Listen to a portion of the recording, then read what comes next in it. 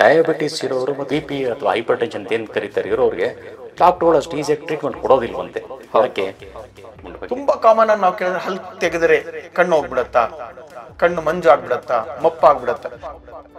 ಜನರು ಇಲ್ಲಿ ಹಲ್ ಟ್ರೀಟ್ಮೆಂಟಿಗೆ ಬಂದಾಗ ಎದುರ್ಕೊಳ್ಳೋದು ಯಾವ ವಿಷಯಕ್ಕೆ? 2 ppm ಗಿಂತ ಜಾಸ್ತಿ ಇರುವ ನೀರನ್ನು ನಾವು ಸೇವನೆ ಮಾಡಿದಾಗ ಹಾಲಿನಲ್ಲೂ ಮತ್ತೆ ಶಾಶ್ವತ ಅಲ್ಲ ಎರಡು ಬಾಯಿಲ್ ಡೆವಲಪ್ ಆಗ್ತಾ ಇರುತ್ತೆ.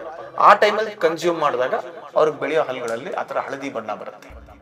ಈಗ ಇನ್ನೊಂದು ಬೇಸಿಕ್ ಏನು ಕೇಳಬೇಕು ಅಂತ ಹೇಳಿದ್ರೆ, ಟೂತ್ ಪೇಸ್ಟ್ಗಳಲ್ಲಿ ಉಪ್ಪಿದೆ ಅವ್ರು ಕೇಳ್ತಾರೆ, ಭಾಳ ಬರೋದು ಉಪ್ಪಿದೆಯಾ? ಹೌದೌದು. ಆಮೇಲೆ ಈಗ ಬಂದ್ಬಿಟ್ಟು ಟೂತ್ ಪೇಸ್ಟ್ಗಳಲ್ಲಿ ಬೂದಿ ಇದೇನೋ ಆ್ಯಶ್ ಬರ್ತಾ ಇದೆ, ಚಾರ್ಕೋಲ್.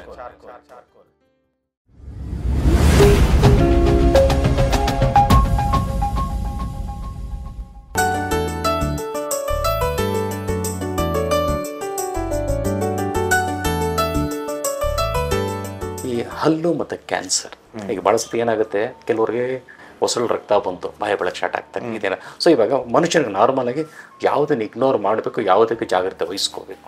ಎಲ್ಲದಕ್ಕೂ ಜಾಗ್ರತೆ ವಹಿಸ್ಕೋಬೇಕು. ಬಾಯಿನ ಆರೋಗ್ಯ ಹೇಗೆ ಅಂದರೆ ಎಲ್ಲ parts of the oral cavity, ನಿಮಗೆ ಬಾಯಲ್ಲಿರೋ ಎಲ್ಲ ಭಾಗಗಳು, ಅದು ನಿಮ್ಮ ಹೊಸಡಾಗಿರ್ಬೋದು, ನಾಲ್ಗೆ ಆಗಿರ್ಬೋದು, ನಿಮ್ಮ ಹಲ್ಲಾಗಿರ್ಬೋದು, ಒಂದೊಂದು ಹಂತ ನೀವು ದಾಟ್ತಾ ಇದ್ದಂಗೆನೆ ಅದು ನಿಮಗೊಂದು ಚಿಹ್ನೆ ಹೇಳುತ್ತೆ, ಒಂದು ಸಿಂಪ್ಟಮ್ ಕೊಡುತ್ತೆ.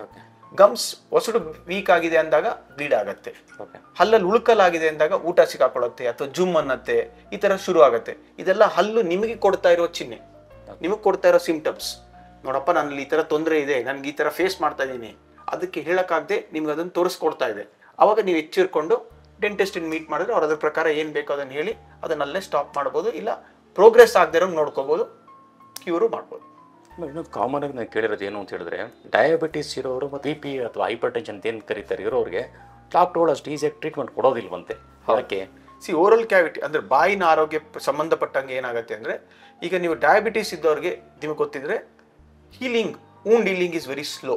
ನಾವೊಂದು ಬಾಯಲ್ಲಿ ಒಂದು ಹಲ್ ತೆಗಿತೀವಿ, ಹಲ್ ತೆಗೆದ ಮೇಲೆ it is leading to a wound, open wound ಅಂತೀವಿ ಅದನ್ನು. ಅದು ಡಯಾಬಿಟಿಸ್ ಇರೋರಿಗೆ, ಒಬ್ಬ ಮನುಷ್ಯನಿಗೆ ಡಯಾಬಿಟಿಸ್ ಇರುತ್ತೆ, ಇನ್ನೊಬ್ಬ ಮನುಷ್ಯನಿಗೆ ಡಯಾಬಿಟಿಸ್ ಇರಲ್ಲ ಅಂತ ಇಟ್ಕೊಳ್ಳೋಣ. ಇವರಿಬ್ಬರಲ್ಲಿ healing time is always different comparatively, because ಅವರಲ್ಲಿ ಹೀಲಿಂಗ್ ಸ್ವಲ್ಪ ಸ್ಲೋ ಇರುತ್ತೆ because of the health condition. Hypertension people ಅಲ್ಲಿ ಏನಾಗುತ್ತೆ, ಬ್ಲಡ್ ಪ್ರೆಷರ್ ಚೇಂಜಸ್ ಇರೋದ್ರಿಂದ ಅದರದ್ದೇ ಆದ ಇಂಪ್ಯಾಕ್ಟ್ ನಿಮ್ಮ ಟ್ರೀಟ್ಮೆಂಟ್ ಆದ್ಮೇಲೆ ಇರುತ್ತೆ. ಆ ಕಾರಣಕ್ಕೆ ಇವೆರಡರಲ್ಲೂ ಪ್ರಿಕಾಷನ್ ತಗೊಂಡೇ ಮಾಡಬೇಕು. ಅಂದರೆ ಡಯಾಬಿಟಿಸ್ ಮತ್ತು ಹೈಪರ್ ಟೆನ್ಷನ್ ಅವರು ಡೈರೆಕ್ಟ್ ಒಂದು ಟ್ರೀಟ್ಮೆಂಟ್ ತಗೊಳ್ಳೋದಕ್ಕೆ ಆಗಲ್ಲ, ತಗೋಬಹುದು if they are under medication for both of them, if they are under control and we already have one prescription stating what is their present condition. Lot of treatments are done. ಯಾವುದಕ್ಕೂ restriction ಇಲ್ಲ. ಪ್ರಿಕಾಷನರಿಗೆ at that moment ಅವ್ರದ್ದೇನು reading ಇದೆ ತಗೊಂಡು then accordingly treatment is provided. ಜನರು ಇಲ್ಲಿ ಅಲ್ಲಿ ಟ್ರೀಟ್ಮೆಂಟಿಗೆ ಬಂದಾಗ ಎದುರ್ಕೊಳ್ಳೋದು ಯಾವ ವಿಷಯಕ್ಕೆ? ನಮ್ಮ ಎಕ್ವಿಪ್ಮೆಂಟ್ಸ್ ನೋಡಿ ಭಯ ಬೀಳುತ್ತೆ. ಎಕ್ವಿಪ್ಮೆಂಟ್ಸ್ ಟು ಗ್ರೇಟರ್ ಎಕ್ಸ್ಟೆಂಟ್, ನಮ್ಮ ಎಕ್ವಿಪ್ಮೆಂಟ್ಸ್, ಅದ್ರಲ್ಲಿ ಬರೋ ಸೌಂಡು. ಮತ್ತೆ ಇನ್ನೊಂದು ಏನಾಗುತ್ತೆ ಅಂದರೆ, ಬಾಯಿನ ಆರೋಗ್ಯದಲ್ಲಿ ಟ್ರೀಟ್ಮೆಂಟ್ ಮಾಡೋದು is as good as treating any other part of the body. But ನೀವು ಅದರಲ್ಲಿ ಬೇರೆ ಪಾರ್ಟ್ ಮಾಡಿಸ್ಕೋಬೇಕಾದ್ರೆ ನಿಮಗೆ ಕಾನ್ಷಿಯಸ್ನೆಸ್ ಇರಲ್ಲ. ಸೊ ನಿಮಗೆ ಆಯ್ತು ಮಾಡಿಸ್ಕೊಂಡ್ರೆ ಬಿಡು, ದೇವ್ರು ನೋಡ್ಕೋತಾರೆ ಅಂತಾರೆ. ಇಲ್ಲಿ ಏನಾಗುತ್ತೆ, ಬಾಯಿ ತೆಗ್ದಿರ್ತೀರಾ, ನಾವು ತಗೊಳ್ಳೋ ಇನ್ಸ್ಟ್ರೂಮೆಂಟ್ಸ್ ಎಲ್ಲ ನಿಮಗೆ ಕಾಣ್ತಾ ಇರುತ್ತೆ. ಸೊ ಮನಸ್ಸೊಳಗಡೆ ಅದರದ್ದೇ ಆದ ಕಲ್ಪನೆಯಲ್ಲಿ ಭಯಗಳು ಶುರು ಆಗೋಗಿರುತ್ತೆ. ಹಿಂಗಾಗ್ಬೋದಾ, ನನ್ಗೆ ಹಂಗಾಗ್ಬೋದಾ, ಇದ್ರಲ್ಲಿ ಈ ಥರ ತೊಂದರೆ ಆಗ್ಬೋದು ಅಂತ. ಆ ಥರ ಎಲ್ಲ ಯಾವುದು ಏನು ಆಗಲ್ಲ, ಬಟ್ ಸಹಜ, ಅದು ಮನುಷ್ಯರಲ್ಲಿ ಆ ಭಯ ಸಹಜ. ಈಗ ಇನ್ನೊಂದು ಬೇಸಿಕ್ ಏನು ಕೇಳಬೇಕು ಅಂತ ಹೇಳಿದ್ರೆ, ಟೂತ್ ಪೇಸ್ಟ್ಗಳಲ್ಲಿ ಉಪ್ಪಿದೆ ಅವ್ರು ಕೇಳ್ತಾರೆ, ಭಾಳ ಬರೋದು ಉಪ್ಪಿದೆಯಾ? ಆಮೇಲೆ ಈಗ ಬಂದ್ಬಿಟ್ಟು ಟೂತ್ ಪೇಸ್ಟ್ಗಳಲ್ಲಿ ಬೂದಿ ಇದೇನೋ ಆ್ಯಶ್ ಬರ್ತಾ ಇದೆ, ಚಾರ್ಕೋಲ್. ನಮ್ಗೆ ಚಾರ್ಕೋಲ್ ಆ ಕಾಲದಲ್ಲಿ ನಮ್ಮವ್ರು ಅದನ್ನೇ ಅಲ್ವಾ ಬಳಸ್ತಾ ಇದ್ದಾರೆ. ನನ್ನ ಪ್ರಕಾರ ಇದೊಂದು ಸೈಕಲ್. ಅವೆಲ್ಲ ಅವಾಗಲೇ ಇತ್ತು, ಈಗ ಅದನ್ನ ಇಂಗ್ರೀಡಿಯೆಂಟ್ಸ್ ಆಗಿ ಮಾಡ್ಕೊಂಡು ಮಾಡ್ತಾ ಇದ್ದಾರೆ. ಬಟ್ ಅದಂತ it is not directly helpful. For example charcoal ಅವೆಲ್ಲ ಇದ್ದಾಗ ಅಬ್ರೇಸಿವ್ ಅಂದ್ರೆ ಹಲ್ಲನ್ನು ಸೌದ್ ಬಿಡುತ್ತೆ. ಇನ್ ಲಾರ್ಜರ್ ಕ್ವಾಂಟಿಟೀಸ್ ತಗೊಂಡು ಯೂಸ್ ಮಾಡಿದಾಗ it will always have A negative impact. ಅದಕ್ಕೆ ಅದನ್ನ as a part of one of the ingredients ಆಗಿ ಮಾಡ್ಕೊಳ್ತಾರೆ. That will not be the major ingredient. ನೀವು ಕೆಲವು ಸಲ ಅಬ್ಸರ್ವ್ ಮಾಡಿದಾಗ ನಮ್ಮ ರಾಜ್ಯದಲ್ಲಿ ಕೆಲವು ಜಾಗದಲ್ಲಿ ಕೆಲವು ಆ ಜನಗಳಿಗೆ ಹಲ್ಲಲ್ಲ ಅಂದ್ರೆ ಕೆಂಪು ಹಳದಿ ಬಣ್ಣದಲ್ಲಿ. ಹೌದು, ಅದನ್ನ ಡೆಂಟಲ್ ಫ್ಲೂರೋಸಿಸ್ ಅಂತೀವಿ ನಾವು. ಅದು ನೀರಿನ ಅಂಶದಿಂದ ಆಗೋದು. ಈಗ ನೀರಲ್ಲಿ ಹಲವಾರು ಮಿನರಲ್ಸ್ ಇರುತ್ತೆ, ಅದೇ ರೀತಿ fluoride one of the minerals. ಯಾವಾಗ fluoride concentration in that water is more than certain level, ಅಂದ್ರೆ ppm ಅಂತೀವಿ, parts per million. 1 ppm is normal, is very good. 0.7 to 1.2 is all very good. It has got both effects. It is very very helpful. When it crosses 2 ppm and when ಆ ನೀರನ್ನು 2 ppm ಗಿಂತ ಜಾಸ್ತಿ ಇರುವ ನೀರನ್ನು ನಾವು ಸೇವನೆ ಮಾಡಿದಾಗ, ಯಾವಾಗ ಮಗು ಹುಟ್ಟಿ 12 ವರ್ಷ ಆಗೋ ತನಕ, ಈ ವಯಸ್ಕರ ಅವಾಗ ಹಲ್ಲು ಡೆವಲಪ್ ಆಗೋ ಸ್ಟೇಜ್, ಹಾಲಿನಲ್ಲೂ ಮತ್ತೆ ಶಾಶ್ವತ ಅಲ್ಲ, ಎರಡು ಬಾಯಿಲ್ಗಳು ಡೆವಲಪ್ ಆಗ್ತಾ ಇರುತ್ತೆ. ಆ ಟೈಮಲ್ಲಿ ಕನ್ಸ್ಯೂಮ್ ಮಾಡಿದಾಗ ಅವ್ರಿಗೆ ಬೆಳೆಯೋ ಹಲ್ಲುಗಳಲ್ಲಿ ಆ ಥರ ಹಳದಿ ಬಣ್ಣ ಬರುತ್ತೆ. ಅದನ್ನು ನಿವಾರಿಸಬಹುದು ಅದನ್ನು. ಹೌದು, ಕಲರ್ ನಿವಾರಿಸೋದು ಏನಂದ್ರೆ ಅದಕ್ಕೆ ಆದ ಟ್ರೀಟ್ಮೆಂಟ್ಗಳು ಇರುತ್ತೆ, ವಿನಿಯರ್ಸ್ ಇರುತ್ತೆ, ಬ್ಲೀಚಿಂಗ್ ಇರುತ್ತೆ, ಅವೆಲ್ಲ ಇರುತ್ತೆ. ಬಟ್ ನಾರ್ಮಲ್ ಬ್ರಷಿಂಗ್ ಮತ್ತೆ ನಾರ್ಮಲ್ ನಾವೇನು ಟೂತ್ ಕ್ಲೀನಿಂಗ್ ಅಂತ ಮಾಡ್ತೀವಲ್ಲ ಅದು ಹೋಗಲ್ಲ. ಅದೇ ನೀವು ಹೇಳೋದು ಇವಾಗ ಬೆಂಗಳೂರು ನಾವು ನೀರು ಕುಡಿತಾ ಇದೀವಿ, ಇದು ಅಲ್ಲಿಗೆ ಏನು ತೊಂದರೆ ಕೊಡಲ್ಲ. ಬೆಂಗಳೂರಲ್ಲಿ ಇಲ್ಲ. Bengaluru Kaveri water, even ground waters, most of the areas don't have any such fluoride issues. All of them are under 1.2 1.5 ppm ರೇಂಜಲ್ಲಿ ಇರ್ಬೋದು, ಇನ್ನು ಕೆಳಗಡೆ ಇರುತ್ತೆ, but not more than 2 ppm. Okay. Hardness of water ಇರುತ್ತಲ್ಲ ಆ ಟೈಮ್ಗಳಲ್ಲಿ ಫ್ಲೂರೈಡ್ ಕಾನ್ಸಂಟ್ರೇಷನ್ ಜಾಸ್ತಿ ಇರ್ಬೋದು ಕೆಲವು ಏರಿಯಾಗಳಲ್ಲಿ, ಹೇಳೋಕ್ಕಾಗಲ್ಲ. ಬಟ್ ಕಾವೇರಿ ವಾಟರಲ್ಲಂತೂ ಇಲ್ಲ ಟು ಗ್ರೇಟರ್ ಎಕ್ಸ್ಟೆಂಟ್. ಈಗ ನಾರ್ಮಲ್ ಆಗಿ ನಾವು ನೀರು ಕುಡಿಯೋದಕ್ಕೋ ನೀರನ್ನ ಕುದಿಸಿ ಕುಡಿಯೋದಕ್ಕೋ ಅಲ್ಲಿ ಮೇಲೆ ಪ್ರಾಣ ಬಿಡುತ್ತೆ, ಪರಿಣಾಮ ಅಂತದೇನು ಇಲ್ಲ. ನಾರ್ಮಲ್ ನೀರು ಕುಡಿಯೋದ್ರಿಂದನೂ ನೀರು ಕುದಿಸಿ ಕುಡಿಯೋದ್ರಿಂದನೂ ಏನು ಡಿಫ್ರೆನ್ಸ್ ಏನಾಗಲ್ಲ. ಬಟ್ ಓವರ್ ಆಲ್ ಬಿಸಿ ನೀರು ಕುಡಿದಾಗ ಏನಾಗುತ್ತೆ, it has its own positive things. ಆ ಕಾರಣಕ್ಕೆ ಆ ಥರ ಸೇವನೆ ಮಾಡೋದ್ರಲ್ಲಿ ಏನು ತೊಂದರೆ ಇಲ್ಲ. ಈಗ ಜನಕ್ಕೆ ಹಲ್ಲಿನ ಟ್ರೀಟ್ಮೆಂಟ್ ಬಗ್ಗೆ ಯಾವ್ದಾರು ಒಂದು ಮಿಸ್ಕನ್ಸೆಪ್ಷನ್ ಇರುತ್ತೆ. ಓಕೆ, ಯಾವ್ದಾರು ಒಂದು ನೀವು ಬಹಳ ಕಾಮನ್ ಆಗಿ ಕೇಳಿರುವಂಥ ಮಿಸ್ಕನ್ಸೆಪ್ಷನ್ ಏನು ಹಲ್ಲಿನ ಟ್ರೀಟ್ಮೆಂಟ್ ಬಗ್ಗೆ? ತುಂಬ ಕಾಮನ್ ಆಗಿ ನಾವು ಕೇಳಿದ್ರೆ ಹಲ್ಲು ತೆಗೆದರೆ ಕಣ್ಣು ಹೋಗ್ಬಿಡತ್ತಾ, ಕಣ್ಣು ಮಂಜು ಆಗ್ಬಿಡತ್ತಾ, ಮಪ್ಪಾಗ್ಬಿಡತ್ತಾ, ಈ ಥರ ಎಲ್ಲ ಯಾವುದೂ ಇಲ್ಲ. ಇದನ್ನ ಅವ್ರು ಯಾಕೆ ಕೇಳಿರ್ತಾರೆ ಅಂದರೆ, ತುಂಬ ಹಿಂದಿನ ಕಾಲದಲ್ಲಿ ಜನ ಹಲ್ಲು ತೆಗೆಯೋದು, ಹಲ್ಲು ಬೀಳೋದ್ರಿಂದ ಹಿಡಿದು ವಯಸ್ಸು ಆಗತ್ತಲ್ಲ ಆ ಟೈಮ್ಗೆ ಅವೆರಡು ಆಲ್ಮೋಸ್ಟ್ ಒಂದೇ ರೇಂಜಲ್ಲಿ ನಡೀತಾ ಇರುತ್ತೆ. ಆ ಕಾರಣಕ್ಕೆ ಅವ್ರಿಗೆ ಏನಾಗುತ್ತೆ, ನಾನು ಹಲ್ಲು ತೆಗೆಸ್ದೆ ಅದರಿಂದ ನನ್ನ ಕಣ್ಣು ಮಂಜಾಯಿತು ಅಂತ. ಆ ನರನೇ ಬೇರೆ, ಹಲ್ಲಿಗೆ ನರ ಬೇರೆ, ಕಣ್ಣಿಗೆ ನರ ಬೇರೆ. ಸೊ ಎರಡು ಕನೆಕ್ಟೆಡ್ ಇರಲ್ಲ. ಸೊ ಅದನ್ನ ತೆಗೆಯೋದ್ರಿಂದ ಕಣ್ಣಿಗೆ ಯಾವ ಥರದ ಎಫೆಕ್ಟು ತೊಂದರೆ ಇಲ್ಲ. ಸೊ ಅಂದರೆ ಹಲ್ಲು ತೆಗೆಯೋದ್ರಿಂದ ದೇಹದ ಯಾವುದೇ ಭಾಗಕ್ಕೆ ಏನು ತೊಂದರೆ ಇಲ್ಲ. Mainly it is connected here only. So ಅಲ್ಲಿ ಯಾವುದು ಏನು ಇರಲ್ಲ. ಓಕೆ, ವರಿ ಮಾಡುವಂಥದ್ದು ಏನೂ ಇಲ್ಲ. ಆ ಕಾಲದಲ್ಲಿ ಚಿನ್ನದಲ್ಲಿ ಕಟ್ಟಿಸ್ಕೋತಾ ಇದ್ರು. ಹೌದು, ಇವ್ರು ಕಟ್ಟಿಸ್ಕೋತಾರೆ. ಈಗ ತುಂಬಾ ಕಡಿಮೆ. ಚಿನ್ನದ ಬೆಲೆ 8,000 ಆಗಿರೋದ್ರಿಂದ ಆ ಕ್ರೌನ್ ಎಲ್ಲ ಮಾಡಲ್ಲ ಈಗ. ಓಕೆ, ಅವಾಗ ಜಾಪನೀಸ್ ಗೋಲ್ಡ್ ಅಂತ ಇದ್ವಿ, ಅದನ್ನ ಮಾಡೋರೇ ಬೇರೆಯವ್ರು ಇದ್ರು, ಅದಕ್ಕೆ ಅದೇ ಎಕ್ವಿಪ್ಮೆಂಟ್ಸೇ ಬೇರೆ ಇರೋದು. ಈಗ ಅವೆಲ್ಲ ಮಾಡಲ್ಲ, because gold is a metal. ಈಗಲೂ ನಮ್ಮಲ್ಲೂ ಮಾಡೋದು ಮೆಟಲ್ ಕ್ರೌನ್ಸೇ ಮಾಡ್ತೀವಿ, ಸಿರಾಮಿಕ್ ಕ್ರೌನ್ ಅಂತ ಮಾಡ್ತೀವಿ. Gold is another type of metal which became a very fancy thing and which very strong. Okay, ಆ ಕಾರಣಕ್ಕೆ ಮಾಡಿಸ್ಕೊಳ್ಳೋರು. ಅದು ಬಿಟ್ಟರೆ ಈಗಲೂ US ಅಲ್ಲೆಲ್ಲ ಮಾಡ್ತಾರೆ, ಕೆಲವು ಕಡೆ ಎಲ್ಲ ಇದೆ. ಆಮೇಲೆ ಎಷ್ಟು ವಯಸ್ಸಿನವರೆಗೂ ಜನ ಹಲ್ ಟ್ರೀಟ್ಮೆಂಟ್ ತಗೋತಾರೆ? ಅಂದ್ರೆ ಇವಾಗ 90 ವರ್ಷದ ವಯಸ್ಸಾಗಿರುತ್ತೆ, ತಗೋಬಹುದು? ಆರಾಮಾಗಿ ತಗೋಬಹುದು. ಅವ್ರದ್ದು ಏನು ರಿಕ್ವೈರ್ಮೆಂಟ್ ಅನ್ನೋದ್ರ ಮೇಲೆ ಡಿಪೆಂಡ್ ಆಗುತ್ತೆ. Okay, primarily as a dentist ನಮ್ಮ primary first role is to save the tooth.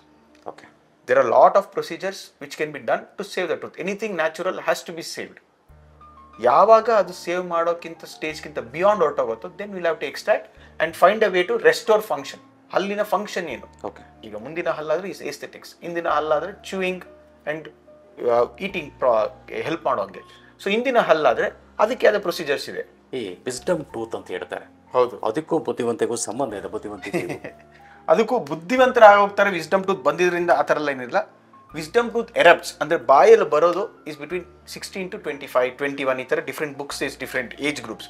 But normal it is in that range. Okay, so ಆ ಏಜಲ್ಲಿ ಬರೋದ್ರಿಂದ usually people tend to become more little smart, ಅಥವಾ ಬುದ್ಧಿವಂತಿಕೆ ಇರುತ್ತೆ, sense ಇರುತ್ತೆ, they understand the world.